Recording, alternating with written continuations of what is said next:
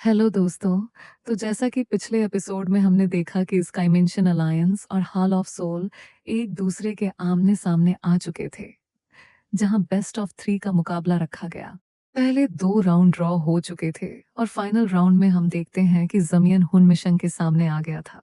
इन दोनों की फाइट बहुत ही ज्यादा खतरनाक हो रही थी, लेकिन फाइट के बीच में हम देखते हैं कि अचानक हुनमी शेंग ने अपने पास से नीलिटी डिवोरिंग की सीड फ्लेम बाहर निकाल ली। इसकी डिवोरिंग एबिलिटी बहुत ही ज्यादा टेरिफाइंग, वो युवा की टोकी एनर्जी और उसकी हेमली फ्लेम्स को बहुत ही आसानी के साथ डिवोर कर रहा था। जैमियन की कोई भी टेक्निक नहीं उस रिलेटिव डिवोरिंग फ्लेम के सामने नहीं टिक पा रही थी। यहाँ पर जमियन ऑलमोस्ट मरने ही वाला था कि तभी अचानक लिटली जामियन की बॉडी से बाहर निकल आया, क्योंकि इस सिचुएशन को देखकर फोन्सिस जामियन की मदद करने के लिए नीली डिवोरिंग फ्लेम के पीछे पड़ गया था। और नीली डिवोरिंग फ्लेम भी लिटली को देखकर डर के मारे वहां से भागने लगी, क्योंकि लिटल किसी मॉन्स्टर की तरफ उसे पकड़ते ही निकल जाता है। दूसरी तरफ हम देखते हैं कि इस वजह से जमियन दोबारा से हुनशिंग पर भारी पड़ने लगा। इटली ने यहाँ पर हजारों की तादाद में जमियन के लिए एंग्री बुद्धा लोटस क्रिएट कर दिए थे, जिनका इस्तेमाल करते हुए जमियन हुनमिशन पर हमला कर देता है और जमियन ने उसे बुरी तरीके से हरा दिया। जिसके बाद जमियन ने हुनमिशन की फिजिकल बॉडी को भी जलाकर डिस्ट्रॉय कर दिया और इसी के साथ जिमियन और स्काई मेंशन अलाइस की जीत सब लोगों के सामने अनाउंस हो जाती है। दूसरी तरफ हलफ सोल मुंह छुपाते हुए डर के मारे वहां से भाग गया। अब आगे तो नेक्स्ट एपिसोड की शुरुआत यहाँ स्टार फाइलिंग फेलियन से शुरू होती है, जहां पर हम देखते हैं कि मास्टर फैंग्स अपने साथियों के साथ मिलकर पूरी तरीके से तैयार डिफेंसिव पोजीशन में खड़े थे कि तभी अचानक इन लोगों के सामने एक पावरफुल एनर्जी बीम आती है, जो कि कई सारी space time crack portal open कर चुकी है। और उन स्पेस टाइम क्रैक पोर्टल के अंदर से हम देखते हैं कि स्टार फाइलिंग पवेलियन के एयरशिप धीरे धीरे निकलकर बाहर आ रहे थे। ये देखकर तो स्टार फाइलिंग पवेलियन के सोल्जर्स हैरान होते हुए कहते हैं कि आखिरकार वो लोग वापस आ गए। लेकिन आखिर जंग में क्या हुआ होगा? सब लोग इसी बारे में सोच रहे थे। तभी अचानक जामियान आगे की तरफ बढ़ते हुए ऊंची आवाज में चिल्लाते हुए कहता है कि हम लोग जीत गए। जो सुनकर तो स्टार फाइलिंग विलियन में खुशी की लहर दौड़ गई थी और सब लोग स्काई मेंशन अलायंस के नारे लगाना शुरू कर देते हैं। इन लोगों की खुशी का ठिकाना नहीं था। इसी तरह यहाँ स्काई मेंशन अलायंस ने, जो कि हल ऑफ सोल को हरा दिया था, ये खबर पूरे सेंट्रल प्लेन में आग की तरह फैल जाती है, जिसकी वजह से सेंट्रल प्लेन में मौजूद बाकी ऐसे फ्रैक्शन जो कि हल ऑफ सोल की वजह से दबे हुए, वो लोग भी खुशी खुशी यहाँ अलायंस को जॉय करने के लिए तैयार हो जाते हैं, जिसकी वजह से स्काईमेंशनल अलायंस बहुत ही तेजी के साथ एक्सपेंड करने लगा। चारों तरफ खुशी ही खुशियां थी, क्योंकि हल ऑफ सोल का खतरा टेम्परेरी ही सही, लेकिन इन सब के सर से हट चुका है। आखिरकार एक बहुत ही लंबे अरसे के बाद अलायंस वो पीस और सुकून महसूस कर रही थी, जिसके लिए इन लोगों ने बहुत सारी मेहनत की है। मगर दूसरी तरफ हम देखते हैं कि जहां सब लोग खुश, जमियन अभी भी परेशान दिखाई दे रहा था और वो अपने फादर को याद कर रहा है। जमियान ये तो जानते कि उसका फादर अभी भी जिंदा है, लेकिन वो उदास होते हुए कह रहा था कि फादर प्लीज अपनी इस नालायक बेटी को माफ कर दीजिए, जो अब तक मैं आपको बचाकर वापस घर नहीं ला पाया। मैं इस बात से शर्मिंदा हूँ। जमियन यहाँ पर जब ये सब सोच रहा था, तभी अचानक मास्टर यालो भी जमियन के पास धीरे से आते हुए उसके कंधे पर हाथ रखकर जमियन की परेशानी को समझ लेता है। इसलिए वो जमियन से कहता है कि मैंने पहले ही कुछ लोगों को इन्वेस्टिगेशन करने के लिए भेज दिया। वो तुम्हारे फादर की एग्जैक्ट लोकेशन की तलाश करेंगे और जैसे ही हमें उनकी एग्जैक्ट लोकेशन मालूम हो जाए, हम उन्हें फौरन से बचाने के लिए रेस्क्यू मिशन को शुरू कर देंगे। जो सुनकर तो जमियन भी थोड़ा सा खुश हो गया था और वो मास्टर यालो का इसके लिए शुक्रिया अदा करने लगा। इसके बाद सीन शिफ्ट होकर दूसरी तरफ सेंट्रल प्लेन की एक सिटी का सीन दिखाया जाता है, जहां पर हम एक आदमी को देखते हैं जो कि शांति से अपने रूम में बैठकर यहाँ कुछ किताबें पढ़ रहा था। तभी अचानक एक छोटा बच्चा उनके पास आते हुए कहता है कि सर, आपके लिए एक लेटर आया है। जिस पर वो आदमी जवाब देते हुए कहता है कि ठीक है, इस लेटर को तुम यहीं पर छोड़कर जा सकते हो। जो सुनकर वो बच्चा भी बिल्कुल ऐसे ही करता है। उस बच्चे के जाने के बाद हम देखते हैं कि वो आदमी यहाँ पर अपनी पावर्स का इस्तेमाल करते हुए उस लेटर के कंटेंट को पढ़ने लगा, जिससे उसे जानने को मिला कि हाल सोल जियामियान के हाथों हारा गया। स्काई मेंशन अलायंस की जीत हो गई। जो सब पढ़कर तो वो आदमी भी यहाँ जियामियान के बारे में सोचने लगा और वो इस लेटर को अपनी पावर्स का इस्तेमाल करते हुए जला देता है। इसके बाद वो खड़े होते हुए कह रहा था कि लगता है कि मैंने शायद जो क्लैन को कुछ ज्यादा ही अंडर एस्टिमेट कर लिया है। मुझे लगा था कि वो पूरी तरीके से डिक्लाइन हो चुके हैं। तुम अब हमारे लिए मुश्किलें नहीं बनाएंगे। लेकिन मैं गलत था। ये सब कहते हुए वो आदमी कमरे से बाहर आने लगा, जहां पर हमें उसका पूरा लुक देखने को मिलता है। ये आदमी दिखने में काफी शांत स्वभाव का दिखाई दे रहा था, जिसे देखकर वहां के आसपास के लोग उसे ग्रीट करते हुए यंग मास्टर कहकर पुकार रहे थे। दूसरी तरफ ये आदमी जैसे जैसे धीरे धीरे आगे की तरफ बढ़ रहा है, इसके कानों में बच्चों की आवाज़ सुनाई दे रही थी, जो कि खुशी से यहाँ वहां दौड़ते हुए कह रहे थे कि स्काई मेंशन अलाइस की जीत हुई। हलफ सोल जा गिरा। अब उनके बुरे वक्त की शुरुआत हो चुकी है। हर घर में खुशी का माहौल है। चारों तरफ खुशी के ढोल बाजे बज रहे हैं, जबकि आसमान पूरी तरीके से साफ हो गया। हलफ सोल का काला अंधेरा हमारे सरों से हट चुका है। इसी बात की वो लोग खुशियां मना रहे थे। फिर दूसरी तरफ वो आदमी यहाँ पर इन बच्चों की आवाजें सुनकर थोड़ा सा इरिटेट हो रहा था और वो आसमान की तरफ देखते हुए कहता है कि वाकई में आसमान थोड़ा ज्यादा ही साफ है।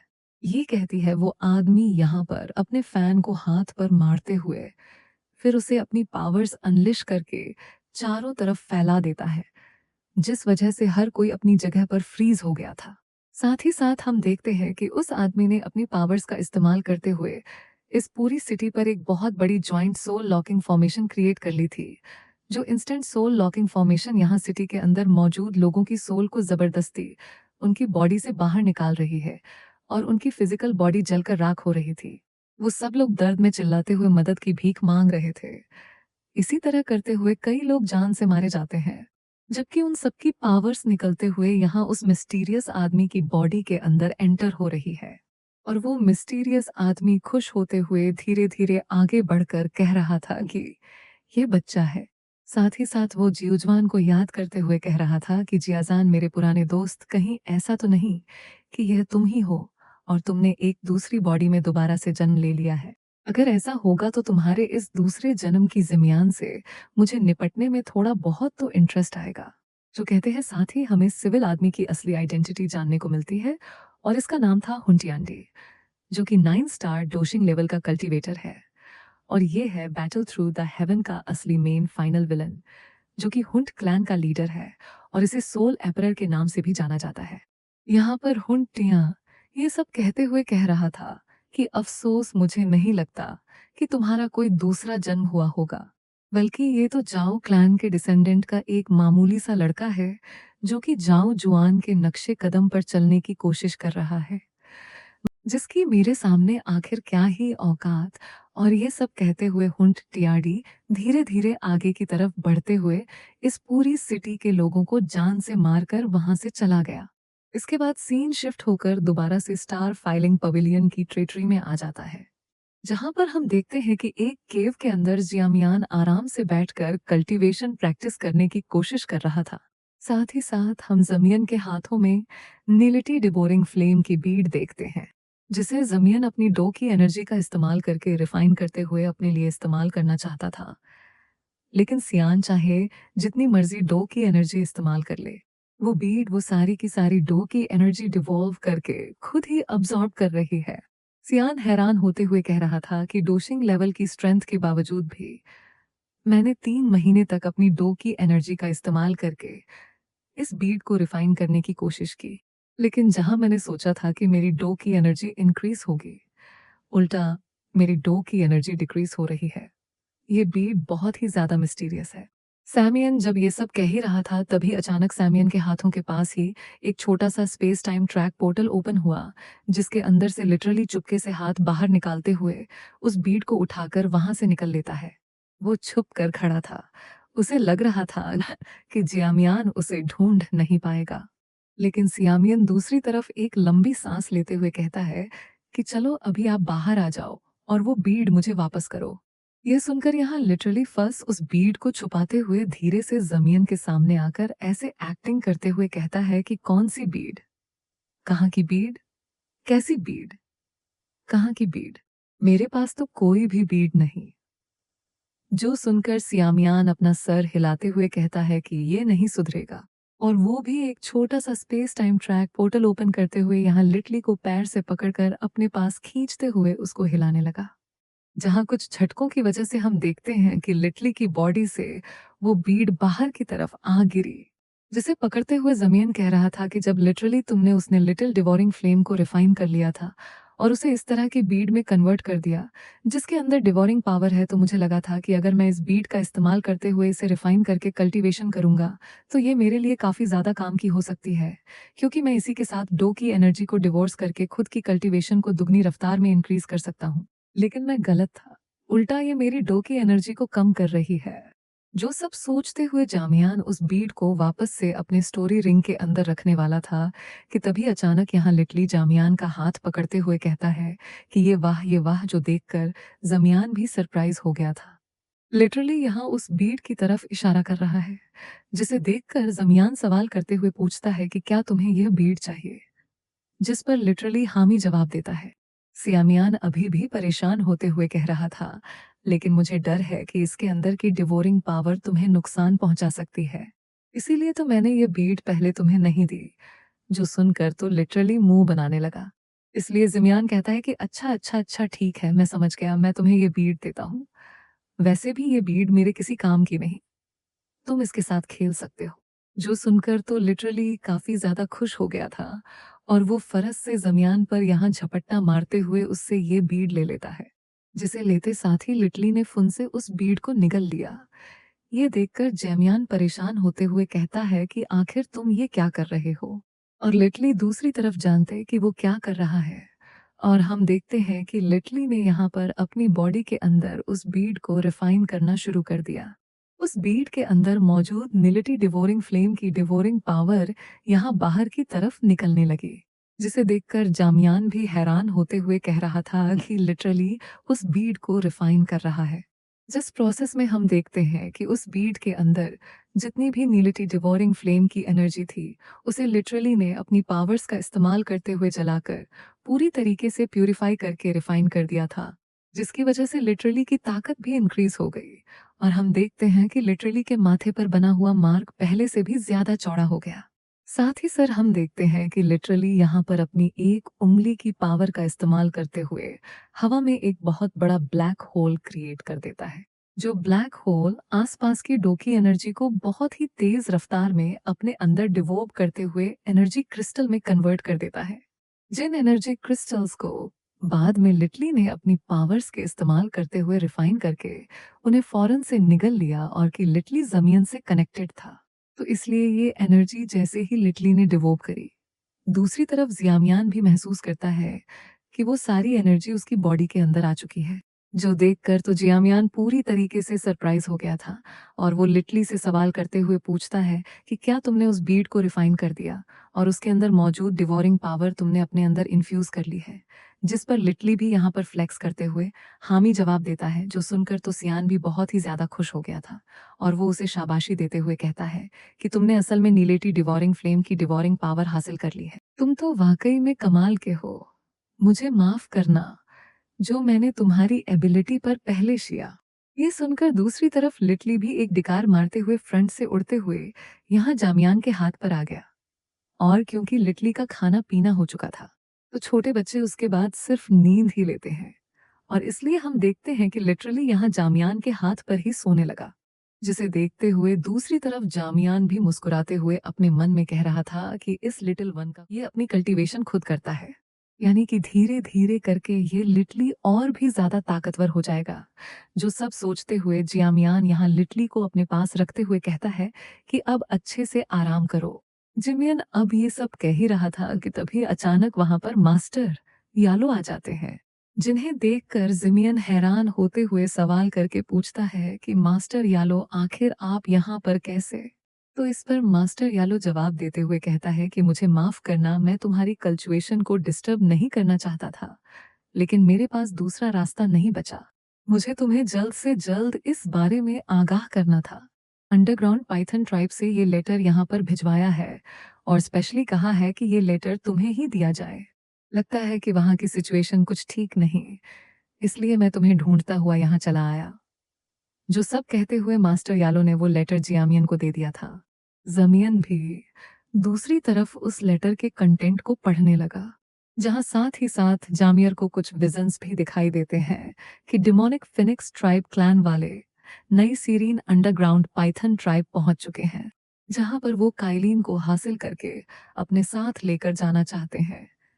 मेडुसा खतरे में है, यह देखकर जमियन परेशान हो गया था। दूसरी तरफ सीन शिफ्ट होकर यहाँ नाइसरीन अंडरग्राउंड पाइथन ट्राइब पर आ जाता है, जहां पर हम देखते हैं कि क्लैन चीफ योमिंग अपने एल्डर्स के साथ मौजूद था और उसके सामने डीमन फिनिक्स ट्राइब का लीडर वो एंटिया यांग अपने एल्डर्स के साथ खुद चलकर आ चुका है, जो कि यहाँ यामिंग से कह रहा था कि यामिंग, मैंने तुम्हें जो 3 दिन की डेडलाइन दी थी वो खत्म हो चुकी है। तुम बताओ, क्या तुम उस लड़के को हमारे हवाले करने वाले हो या फिर तुम मुझसे जंग करोगे? तुमने डिसीजन तो अब तक ले ही लिया होगा। ये सब कहते हुए हवांग यांग अपनी पावर्स को एक्टिवेट करते हुए यामिंग को डराने की कोशिश कर रहा था, जिस पर सीनियर यामिंग परेशान होते हुए नाइसन लेक के अंदर मौजूद मिस स्काइलन की तरफ देखता है, जिसकी कल्टीवेशन अभी भी चल रही थी और बीच कल्टीवेशन में अगर उसे डिस्टर्ब किया गया तो ये उसके लिए ठीक नहीं रहेगा। इसलिए ब्रदर यामिंग यहाँ पर कहता है कि ट्राइबल चीफ वंगियान, तुम जानते हो ना कि वो लड़की कौन है।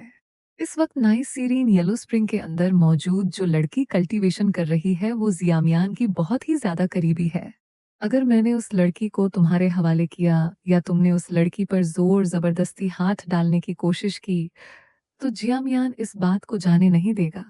जो सुनकर वॉन्टियान जोर जोर से हंसते हुए कहता है कि जियामियान इसे जाने नहीं देगा।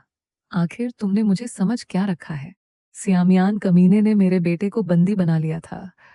उसने मेरे ट्राइब के लोगों को धमकाने की कोशिश की, इवन कि वो हमारी बिना इजाजत के हमारे डीमन फिनिक्स ट्राइब की विंग्स का भी इस्तेमाल कर रहा था।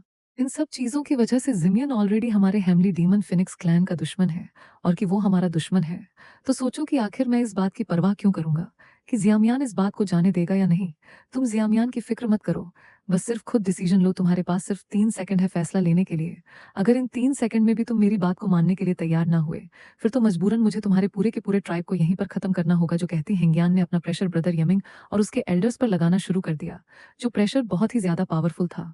इसलिए एक एल्डर घबराते हुए यहाँ पर ब्रदर यामिंग से कहता है कि क्लैन चीफ इस बार ट्राइबल चीफ, यानी कि वो जो भी कह रहे हैं वो बिल्कुल सीरियस कह रहे हैं, और क्योंकि वो 5 स्टार डशिंग लेवल का कल्टीवेटर है तो मुझे लगता है कि हम में से कोई भी नहीं जो कि उसका मुकाबला कर सके।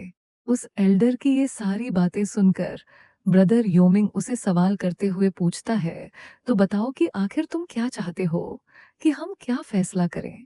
जिस पर वो एल्डर जवाब देते हुए कहता है कि हेमनली डीमन फिनिक्स ट्राइब को जो भी चाहिए लगता है कि हमें उन्हें वो देना होगा। नाइस सरीन स्प्रिंग के अंदर मौजूद वो लड़की हमें उनके हवाले करनी होगी। इसके अलावा दूसरा रास्ता दिखाई नहीं देता। लेकिन ब्रदर योमिंग इसके लिए तैयार नहीं होता और वो अपनी पावर्स को अनलिश करते हुए उस एल्डर को पीछे की तरफ धकेल देता है। साथ ही साथ ब्रदर योमिंग कह रहा था कि सियामियन ने हमारे डीमन सेंट कल्टीवेशन मेथड को हमारी ट्राइब के लिए दोबारा से अनलॉक किया, ताकि हम डीमन सेंट्स की उन टेक्निक्स को सीखकर अपने ट्राइब को और ज्यादा ताकतवर कर सके। जियामियान के हम पर बहुत बड़े बड़े एहसान है, मैं उसकी अच्छाई का सिला इस तरीके से नहीं दे सकता। और वैसे भी जियान ने जाते जाते उस लड़की की हिफाजत की जिम्मेदारी मेरे हवाले की थी, इसलिए चाहे जो मर्जी हो जाए मैं सियावियन का भरोसा नहीं तोड़ूंगा। और वैसे भी अगर एक बार हमने वो लड़की यहाँ हेमनली डीमन फिनिक्स ट्राइब के हवाले कर दी तो उसी लम्हे से ये बात चारों तरफ फौरन से फैल जाएगी और सबको यही लगेगा कि हमारा नाइसन अंडरग्राउंड पाइथन ट्राइब हेमनली डीमन फिनिक्स ट्राइब से डरता है। और क्योंकि हम भी 3 ग्रेट ट्राइब्स में से एक है, इसलिए मैं अपने क्लैन के लिए ये बेइज्जती बिल्कुल भी बर्दाश्त नहीं कर सकता। जो सब कहती है ब्रदर यामी खुद को फाइट के लिए तैयार करते हुए हवा की ऊंचाइयों में आ जाता है, जो देखकर हुंटियान कहता है, ठीक है, मुझे तुम्हारा जवाब मिल गया, लगता है कि तुम मरना चाहते हो। और ये कहती है वो अपनी 2 उंगलियों की पावर्स का इस्तेमाल करते हुए यहाँ पर कई सारे फिनिक्स के पंख समन कर लेता है, जो स्पिरिचुअल फेदर एक जगह पर इकट्ठा होते हुए 10,000 स्पिरिचुअल फेदर टेक्निक क्रिएट कर लेते हैं। ये फेदर किसी नीडल की तरह तेजी से ब्रदर यामिंग की तरफ बढ़ने लगे, जो कि बहुत ही ज्यादा खतरनाक दिखाई दे रहे थे। दूसरी तरफ हम देखते हैं कि ब्रदर यमिंग भी अपनी पावर्स को इकट्ठा करते हुए अपने सामने एक शील्ड क्रिएट कर चुका था। मगर चकी ब्रदर यमिंग की कल्टीवेशन ज्यादा नहीं, इसलिए हम देखते हैं कि उसकी शील्ड भी सिर्फ एक ही सेकंड के अंदर चकनाचूर हो जाती है, जो देखकर तो ब्रदर यमिंग की आंखें फटी की पटी रह गई थी। साथ ही साथ हंटिया यान भी तीसरी के साथ मूव करते हुए फिर से यहाँ ब्रदर यमिंग के सामने आ जाता है, जहां पर वो फंस उसे लात मारते हुए हिट करके जमीन पर पटक चुका। इन दोनों की फाइट की वजह से पूरा की पूरा अंडरग्राउंड पाइथन ट्राइब ही हिलने लगा था, जिसकी वजह से क्वीन मेडुसा को भी कल्टीवेशन में थोड़ी दिक्कत आ रही थी। हुंट यान ने भी यहाँ क्वीन मेडुसा की ब्रेथ को महसूस कर लिया था और वो नाइस सीरीजन स्प्रिंग की तरफ बढ़ने लगा। ब्रदर यमिंग ये देखकर दोबारा तीसरी के साथ मूव करते हुए फिर से हंटियान के सामने आ जाता है, जहां वो अपने स्टाफ को निकालते हुए अपनी पूरी ताकत लगाकर हंटियान के साथ तड़ाने लगा।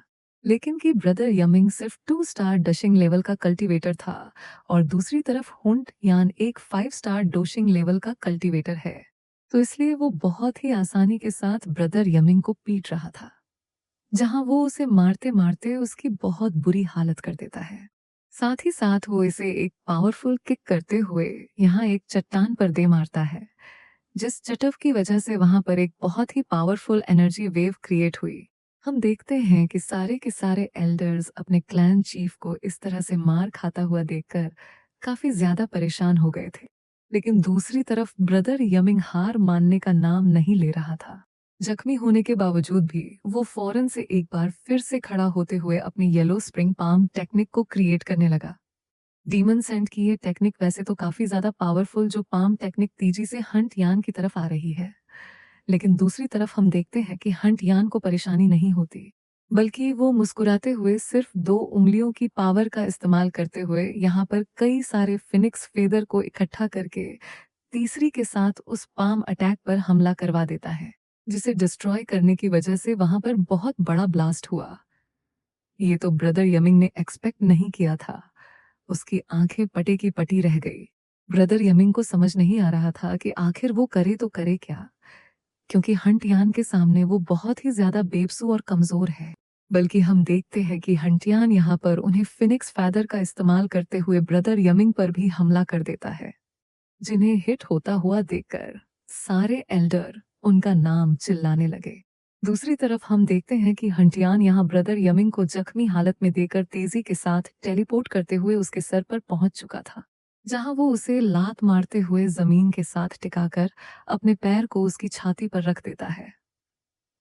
ब्रदर यमिंग इंजर्ड होने की वजह से अपनी लिमिट पर पहुंच चुके थे। दूसरी तरफ वंडन उसका मजाक उड़ाते हुए कह रहा था कि इन एबिलिटीज के साथ तुम खुद को ट्राइबल चीफ कहकर पुकारते हो, ये तो शर्म की बात है। मैंने सोचा नहीं था कि तुम्हारा ये नई सीरीन अंडरग्राउंड पाइथन ट्राइब इतना ज्यादा गिर चुका होगा। इन्हें तुम जैसे एक नकारों को अपने क्लैन लीडर के तौर पर चुनना पड़ा। दूसरी तरफ हम देखते हैं कि जख्मी हालत में भी ब्रदर यामिंग ऊंची आवाज में चिल्लाते हुए कहता है कि जल्दी से कोलिंग सरपेंट ग्रैंड फॉर्मेशन को एक्टिवेट करना शुरू करो। ये सुनते ही nice serene underground python tribe के जितने भी एल्डर्स वो फिर से एक जगह पर इकट्ठा होते हुए ऊंची आवाज में कहते हैं कि हंटियान, हम तुमसे मरते दम तक फाइट करेंगे। तुम्हारी आखिर हिम्मत कैसे हुई हमारे क्लैन चीफ की बेइज्जती करने की? हम किसे अपने क्लैन चीफ के तौर पर चूज करते हैं, इससे तुम्हारा कोई लेना देना नहीं। तुमने हमारे क्लैन चीफ की बेइज्जती की है और इसकी तुम्हें कीमत चुकानी होगी। जो सब कहते हैं वो सारे एल्डर्स एक साथ अपनी पावर्स को इकट्ठा करते हुए यहाँ कोयलिंग ड्रैगन ग्रैंड फॉर्मेशन को एक्टिवेट कर देते हैं, जिस फॉर्मेशन की वजह से हम देखते हैं कि वहां पर एक बहुत बड़ा spiritual coiling dragon Python summer हो गया था। जिस कोयलिंग ड्रैगन पाइथन को देखकर तो वॉन्ट यान भी कहता है कि अच्छा तो ये है तुम लोगों की कॉइलिंग सर्पेंट ग्रैंड फॉर्मेशन। मैंने इस फॉर्मेशन के बारे में बहुत कुछ सुन रखा है, लेकिन अफसोस ये फॉर्मेशन तो बहुत ही बेकार दिखाई दे रही है। चलो मैं तुम लोगों को भी कुछ दिखाता हूँ। और ये कहती है वो अपने एल्डर्स की तरफ देखते हुए उनसे कहता है कि हमला करो। जो सुनकर हेवनली डीमन फिनिक्स ट्राइब के जो एल्डर्स थे वो यहाँ पर इकट्ठा होते हुए फिर से अपनी पावर्स का इस्तेमाल करके हेवन फिनिक्स एंशिएंट फॉर्मेशन को एक्टिवेट करने लगे, जिस फॉर्मेशन के अंदर से बहुत सारे फिनिक्स फेदर निकलकर बाहर आ गए थे और वो सारे के सारे फिनिक्स फेदर एक जगह पर इकट्ठा होते हुए बड़े से स्पिरिचुअल फिनिक्स में कन्वर्ट हो जाते हैं, जो स्पिरिचुअल फिनिक्स तो और भी ज्यादा ताकतवर दिखाई दे रहा था। हम देखते हैं कि एक तरफ ये स्पिरिचुअल फिनिक्स और दूसरी तरफ वो स्पिरिचुअल पाइथन दोनों सिरे एक दूसरे से जाकर तड़ाने लगे। ये फाइट इसी तरह काफी देर तक चलती रही, जहां पर हम देखते हैं कि वो पाइथन अपने पुंज का इस्तेमाल करते हुए कई सारे पावरफुल स्लैश अटैक लगा रहा था। हर एक स्लैश अटैक बहुत ही ज्यादा डेंजरस है, जो कि स्पेस को चीर रहे थे। मगर दूसरी तरफ हम देखते हैं कि वो डेमोनिक फिनिक्स और भी ज्यादा ताकतवर था, जो कि अपने पंचों और चोंच का इस्तेमाल करते हुए उस स्पिरिचुअल पाइथन को नोचकर पूरी तरीके से खत्म करके जान से मार डालता है। अब कि इनका ये कॉइलिंग ड्रैगन पाइथन भी हार चुका था, तो इसलिए हुंटियान खुश होते हुए कह रहा था कि यमिंग तुम हार चुके हो, तो अब 9 सीरीन स्प्रिंग के अंदर मौजूद उस लड़की को मैं अपने साथ लेकर जाऊंगा और सियामियान को मेरे हेवनली डीमन फिनिक्स ट्राइब आना होगा उस लड़की को वापस हासिल करने के लिए। ये सब कहते हुए वो ब्रदर यमिंग को मारते मारते उसे एक जोरदार हिट कर देता है, जहां ब्रदर यमिंग उड़ते हुए पीछे की तरफ आकर धीरे धीरे बेहोश होने लगा था। और वो कहता है कि सियामियान मुझे माफ कर देना, मैं तुम्हारी उस दोस्त को बचाने के वादे को पूरा नहीं कर पाऊंगा। ब्रदर यमिंग जब ये सब कह रहा था, दूसरी तरफ हुंडियान हवा में उड़ते हुए यहाँ 9 सीरीन स्प्रिंग के अंदर की तरफ देखता है, जहां उसे क्वीन मेडुसा दिखाई देती है। क्वीन मेडुसा की खूबसूरती को देखकर तो हंटियान भी शौक रह गया था, और वो कहता है कि इतना खूबसूरत चेहरा, मुझे माफ करना, मुझे इतने खूबसूरत फूल को कुचलने में बिल्कुल भी खुशी नहीं हो रही, लेकिन ये करने का जिम्मेदार मैं नहीं बल्कि तुम हो। आखिर तुम्हें किसने कहा था?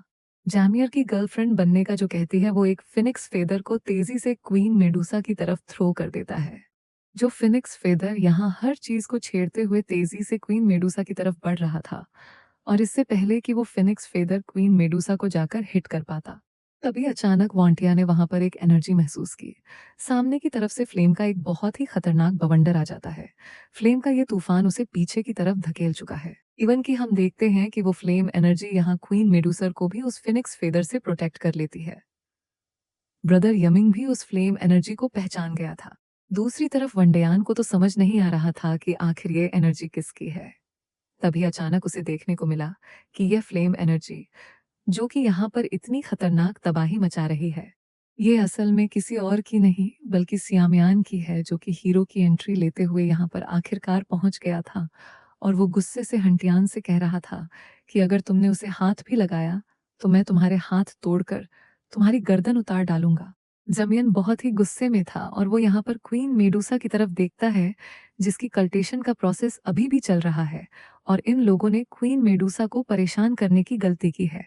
इसलिए सियान की आंखों में गुस्सा साफ साफ साफ देखा जा सकता था, जहां पर वो कहता है कि अब तुम में से यहां से कोई भी जिंदा बचकर नहीं जाएगा, मरने के लिए तैयार हो जाओ। तो जमन की ये कहती है, इसी कूल सीन के साथ हमारा ये एपिसोड यहीं पर खत्म हो जाता।